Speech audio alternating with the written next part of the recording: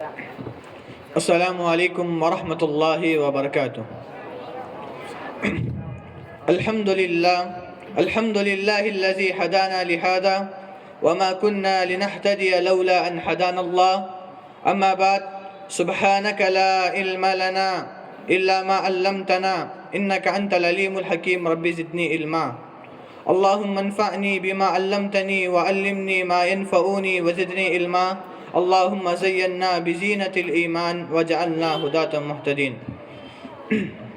قابل احترام اسٹیج پہ رونق افروز معزز و مکرم مشفق اساتذہ کرام، اور بالخصوص اس مجلس کے اور اس محفل کے روح رواں جس کے زیر صدارت میں انجمن چل رہی ہے، فضیلت الشیخ محمد رفیق کلوری عمری حفظہ اللہ و تعالی، اور دیگر مقرر شعلہ بیاں، علماء دین جماعت و جمعیت، آج کے اس موقع پر میرے تقریر کا عنوان ہے مسلمانوں کی تاریخ معجزوں سے بھری ہوئی ہے۔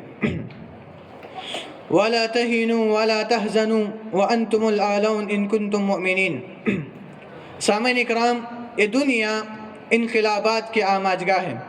یہی وجہ ہے کہ کبھی بادشاہ فقیر بن جاتا ہے اور کبھی فقیر بادشاہ، کبھی باغوں میں بہار ہوتی ہے تو کبھی اس پر خزاؤں کا دور آتا ہے، ہزاروں چہچہاتی بلبلیں صیاد کے ہاتھوں قفس سے دو چار ہوتی ہے۔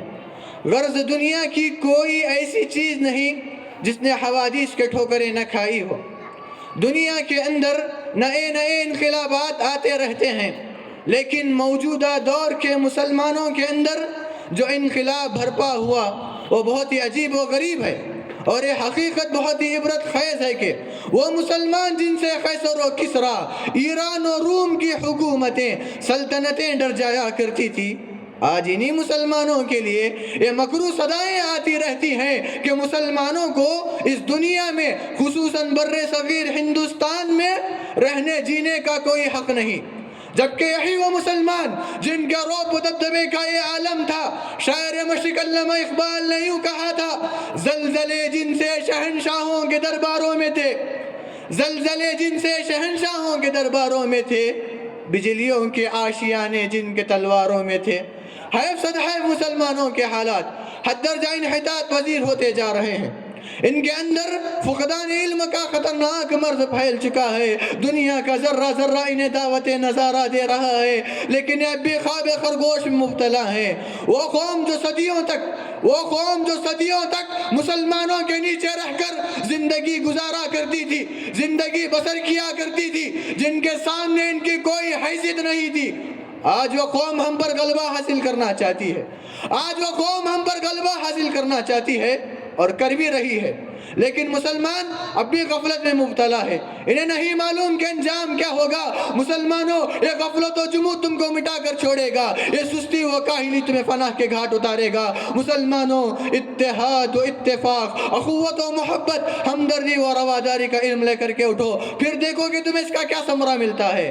یقیناً تم پہلے کے وہی مسلمان بن جاؤ گے جس نے صحرا سے نکل کر ایران اور روم کی سلطنتوں کو تو بالا کر دیا اور قیصر و کسریٰ کی گردنیں جھکا دی۔ شاعر کہتا ہے، نکل کے صحرا سے جس نے روما کی سلطنت کو الٹ دیا، نکل کے صحرا سے جس نے روما کی سلطنت کو الٹ دیا، سنا ہے یہ قدسیوں سے میں نے، وہ شیر پھر ہوشیار ہوگا۔ لیکن آج کیسی بدقسمتی ہے کہ آج مسلمان آزادی کو ترس رہا ہے، حالانکہ وہ دنیا کو سبق دینے کے لیے آیا تھا اور آقا اور غلام میں فرق مٹانے کے لیے۔ مسلمانوں، یاد کرو، اپنی حقیقت کو پہچانو۔ کنتم خیر امت اخرجت للناس تأمرون بالمعروف وتنہون عن المنکر وتؤمنون باللہ۔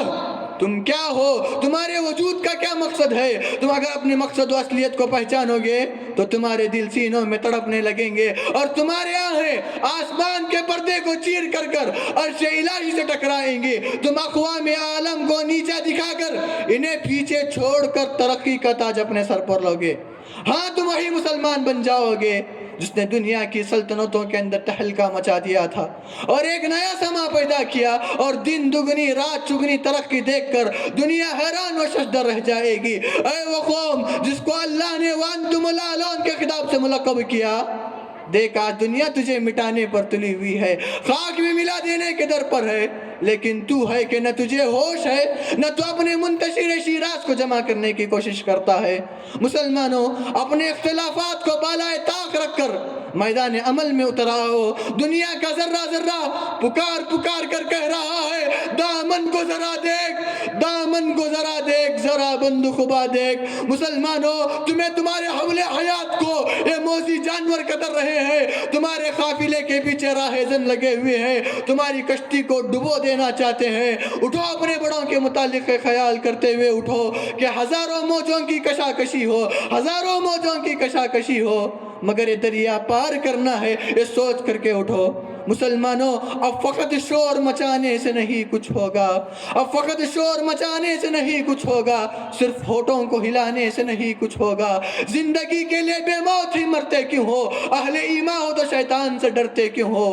اب اگر ایک نہ ہو پاؤ تو مٹ جاؤ گے، اب اگر ایک نہ ہو پاؤ تو مٹ جاؤ گے، خشک پتوں کی طرح تم بھی بکھر جاؤ گے۔ خود کو پہچانو کہ تم لوگ وفا والے ہو، مصطفیٰ والے ہو، مومن ہو، خدا والے ہو۔ کفر دم توڑ دے ٹوٹی ہوئی شمشیر کے ساتھ، تم اگر نکل آؤ نعرے تکبیر کے ساتھ، اپنے اسلام کی تاریخ الٹ کر دیکھو، اپنا گزرا ہوا دور پلٹ کر دیکھو۔ تم تو پہاڑوں کا جگر چاک کیا کرتے تھے، تم تو پہاڑوں کا جگر چاک کیا کرتے تھے، دریاؤں کا رخ موڑ دیا کرتے تھے۔ رائے حق میں بڑھو، سامان سفر کا باندھو، تاج ٹھوکر پہ رکھو، سر پہ امامہ باندھو۔ تم جو چاہے وہ زمانے کو ہلا سکتے ہو، تم جو چاہے وہ زمانے کو ہلا سکتے ہو، فتح کی ایک نئی تاریخ بنا سکتے ہو۔ حق پرستوں کے فسانوں میں مات نہیں، حق پرستوں کے فسانوں میں مات نہیں، تم سے جو ٹکرائے وہ زمانے کی اوقات نہیں۔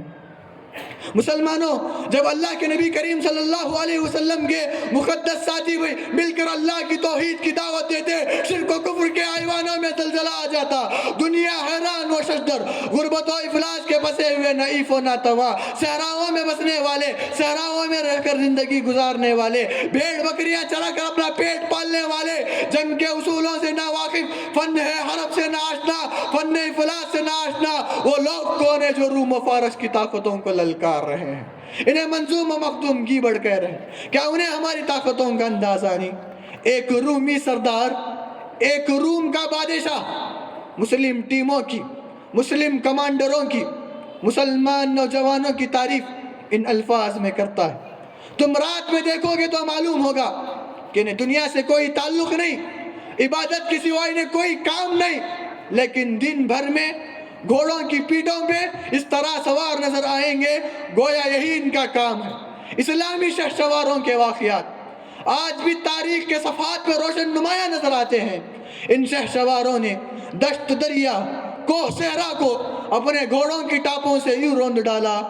دشت تو دشت ہے، دریا بھی نہ چھوڑے ہم نے، دشت تو دشت ہے، دریا بھی نہ چھوڑے ہم نے، بحر ظلمات میں دوڑا دیے گھوڑے ہم نے۔ مسلمانوں، تم بہت پستی کا شکار ہو چکے ہو۔ اس پستی سے نکلنے کا صرف اور صرف ایک ہی راستہ ہے، ایک ہی طریقہ ہے، وہ ہے تمہارے سفر آخرت کا پہلا قدم، توبو الی اللہ توبۃ نصوحا ہو۔